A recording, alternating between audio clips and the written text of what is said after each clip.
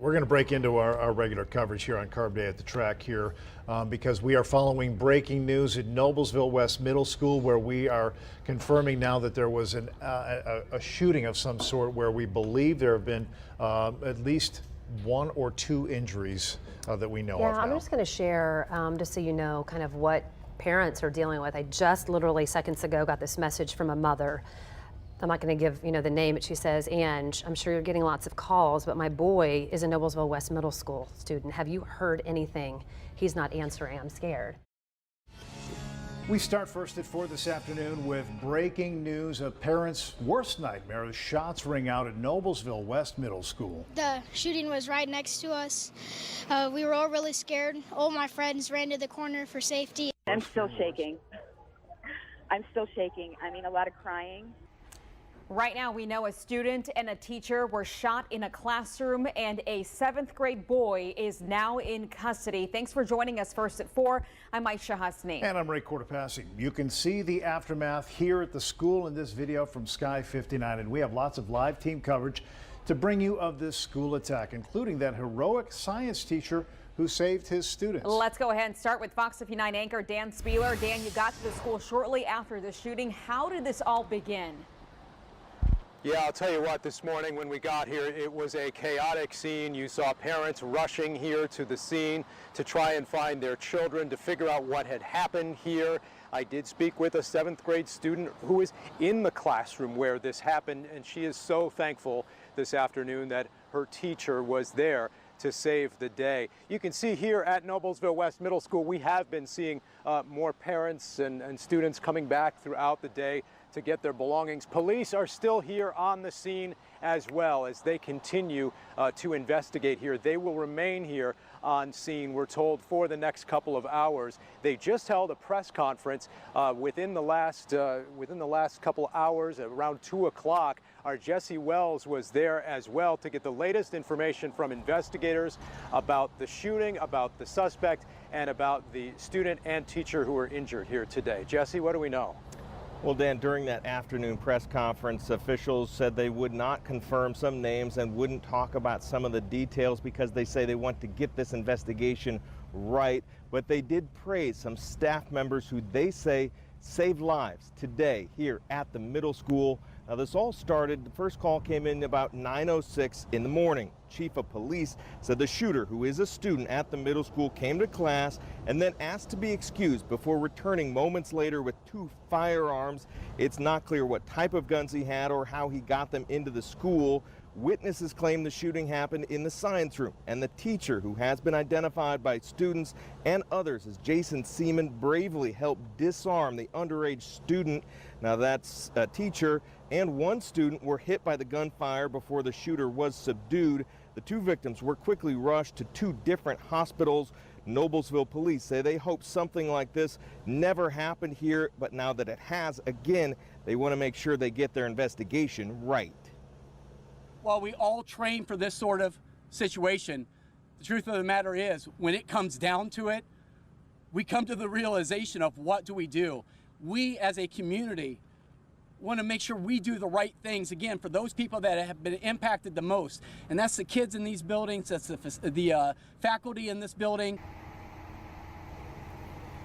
Now, right now, we do not know what criminal charges the juvenile suspect could face, and we are not going to release his name. We're told the school does have a full-time resource officer who was in the building at the time, and once the shooting happened, officials say all the necessary safety procedures went into effect. Also today, the district superintendent said she personally went to the hospitals to speak to the victims involved, and we'll hear from the superintendent coming up at the bottom of the hour.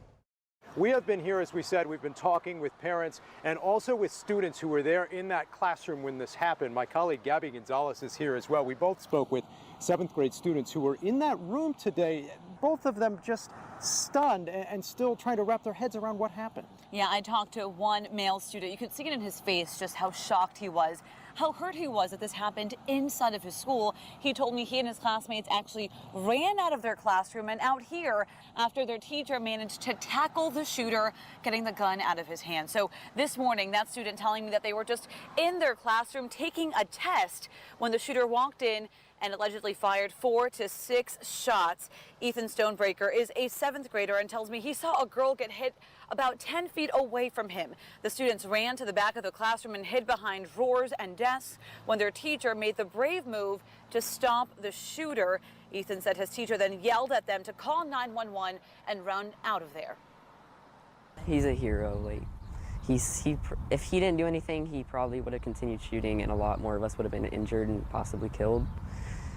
So it was just something that not most people would have done, but he was very brave to do it.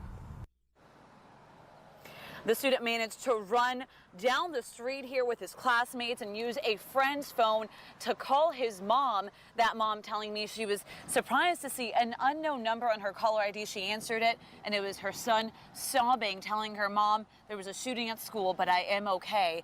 Ethan, although he's distraught, wanted to make it a point to tell me about the amazing effort by his teacher to save them there today. He says he just can't understand what motivated the shooter here today. The student I spoke with also said she just wanted to thank Mr. Seaman from the bottom of her heart for what happened here today, for how he helped save the day in that classroom here behind us at Noblesville West Middle School. We are going to remain here on the scene. We're going to have team coverage coming up throughout this afternoon and this evening, and much more coming up live at 5. For now, live in Noblesville, Dan Spieler along with Gabby Gonzalez for Fox 59 News. All right, guys, and as we dig into the investigation here, Fox 59 can confirm that law enforcement did search a home in Noblesville a short time ago this afternoon. Sources tell us that this search is connected to the shooting at Noblesville West Middle School, and we're working to get more information about what they were hoping to find in that search and what did they uncover.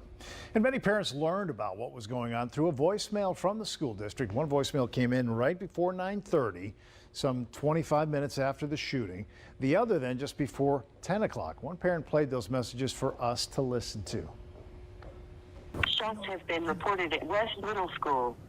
Reports of 1 injury. Police are on site and school is on lockdown. Stand by for more info.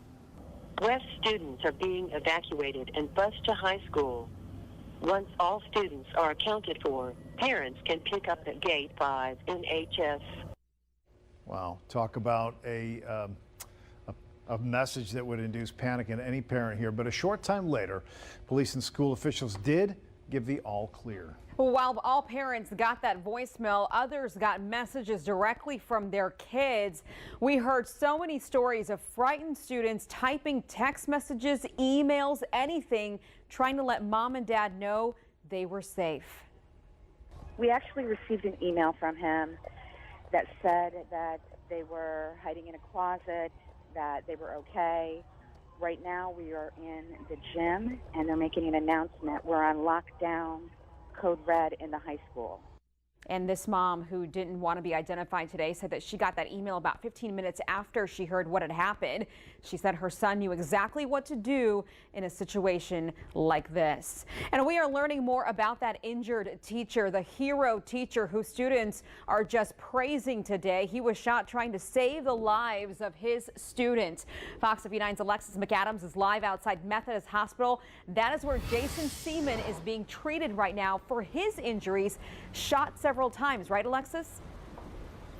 We're still waiting, Aisha, to get an update on his condition. We've been out here ever since Seaman was rushed to the hospital here, and we can tell you tonight he remains here. He was rushed in through the ER entrance behind me, and as you mentioned, being hailed a hero is an understatement tonight. People praying for this 7th grade science teacher who tackled that suspect to the ground to save those classmates, praying that he's okay tonight. Take a look at these photos. We actually just received these moments ago from his college football alumni. Jason played football at Southern Illinois University out there in Carbondale, and what they tell us is he always did the right thing. They are not surprised at all by his actions. Tonight we can tell you a 7th grader who is in the classroom where Seaman was teaching science this morning, where that shooting took place, did share some information with us about that shooting. The students tell us they were in class when that suspect asked to go out to the bathroom. He came back with 2 handguns and opened fire. Students tell us that a 13-year-old girl was also hit, and that's when Seaman bravely tackled the shooter, swatted that gun out of his hands, and saved others from getting injured. He's always been the one who's been selfless and has been there for his students, and he's literally always just been there for anybody who needed help, and I'm not surprised at all that he did this. Not surprised at all by his actions, either his family members who've been very active this morning on social media asking the community for prayers. We have reached out to his mother, who is here at the hospital. According to investigators, they say family members have been continuously showing up throughout the afternoon, waiting to hear good news, as are we. We've been stationed out here all throughout the afternoon, waiting for IU Health to give us an update on the teen and also on Seaman. We are still waiting to hear back from his mom. We did reach out to her on social media, and I sent her a few text messages, hoping to hear back soon. But once again, the authorities are waiting to officially release these victims' names, but we have heard so many accounts of all this bravery from this teacher and from other classmates. We wanted to bring it directly to you, so stay with us for updates. Back to you. All right, Alexis, so that's one victim's story. The other is the student injured at today's shooting, getting treatment now at Riley Hospital. And that's where we pick up coverage with Fox 59's Jill Glavin. She's been outside the hospital all day. She joins us now live with an update. Jill? Yeah, we've been here outside the emergency room, and we'll give you a live look at it right now. It has been pretty quiet here throughout the day, of course, as they care for this young student who came here from Noblesville this morning. Now, about an hour ago, 2 state police troopers did pull up outside the emergency room here at Riley. That's the only activity we've seen since this morning, when we saw detectives from multiple agencies here. All we know about the student's condition at this time is that she was reportedly stable when she was transported from Riverview Health in Noblesville. Now, that doesn't necessarily tell us what her condition has been throughout the day, and we've continued to wait for an update on her condition from authorities. I did speak not too long ago to a parent of a student who was in the classroom next door to where the shooting took place. She, like many other parents, said that they are very concerned about this student, and they really are hoping to hear soon about how she's doing, hoping, of course, also for good news. We'll continue to stay on this and bring you the very latest. Reporting live downtown, Jill Glavin, Fox 59 News. Stories from students inside that school continue to pour in, and they are terrifying. Some students just a few feet away when those shots were fired are now starting to talk about what happened. Fox 59 reporter Nick McGill joining us live from Noblesville High School, where he spoke with several of those students who were evacuated to the high school earlier today. Yeah, that's right. And many of those students are sharing similar stories. They say they heard a handful of shots, then teachers and other students sprung into active shooter mode. That's all the drills and practices they have been doing all up to this point. But today, that was their reality. The students said they used desks and chairs to barricade themselves inside the classroom. They say that there was plenty of panic and fear spread throughout those classrooms, but that they were able to secure themselves from any potential threats. Also picking up anything they could find to potentially have to use as a weapon should the shooter make their way into that classroom. Now, we spoke with one student named Luke Daniels, who was in the classroom next door to where the shooting took place. Take a listen to how he says things unfolded. Well, I mainly heard gunshots. The shooting was right next to us. We were all really scared. All my friends ran to the corner for safety, and me and Ryan Scott stood there, and we were throwing chairs and stuff, building a blockade so they couldn't get in. And Luke describing those moments as scary and extremely difficult. One thing he's also saying, another familiar story we're hearing, he is crediting hero teacher Jason Seaman for stepping in and stopping that shooter. He says when they heard that it was him who did that, they said to themselves, yeah, that sounds like him. From Noblesville High School, Nick McGill, Fox 59 News.